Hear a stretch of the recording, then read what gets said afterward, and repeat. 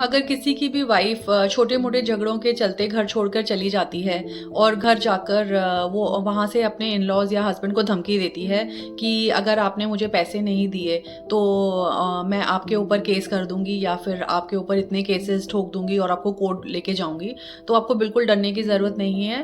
भारतीय न्याय संहिता 308 के तहत ये एक्सटॉर्शन का केस बनता है। अगर आपकी वाइफ आपको डराती धमकाती है कि आप हम मुझे पैसे दीजिए या मेरे घर वालों को पैसे दीजिए क्योंकि आप लोगों को मैं केस में फंसा सकती हूँ और आप मुझे तंग करते हैं, ऐसे केसेस में मैं आपको किसी भी हाल में कोर्ट खींच के लेके जाऊंगी। तो इस केस में इसमें यह होगा कि आपको डरने की बिल्कुल ज़रूरत नहीं है। एक्सटॉर्शन का केस आप डाल सकते हैं।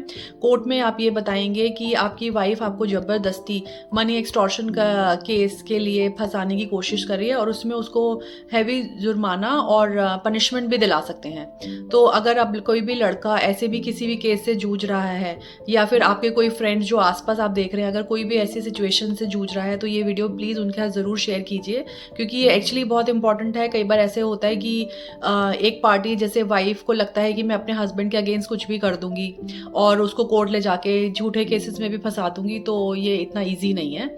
और अगर वो आपसे इलीगली डिमांड करती है मनी के लिए या उसके घर वाले, तो आप डेफिनेटली उसके खिलाफ और उसके घर वालों के खिलाफ कोई भी एक्शन ले सकते हैं एक्सटॉर्शन का।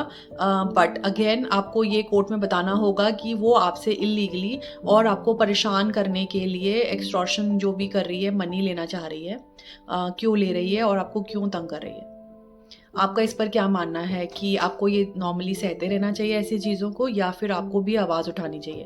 क्योंकि लड़के भी काफ़ी बार ऐसा होता है कि गलत केसेस में फंसते हैं और उनको लगता है कि हमारी तो कोई सुनेगा नहीं, बट ऐसा नहीं है। अगर आप भारत न्याय संहिता के तहत अगर आप के जो भी लॉज और हमारे राइट्स बने हैं उनको देखेंगे तो हर एक के लिए इक्वल राइट्स बने हैं और आपको पूरा अधिकार है अपने राइट्स को जानने का।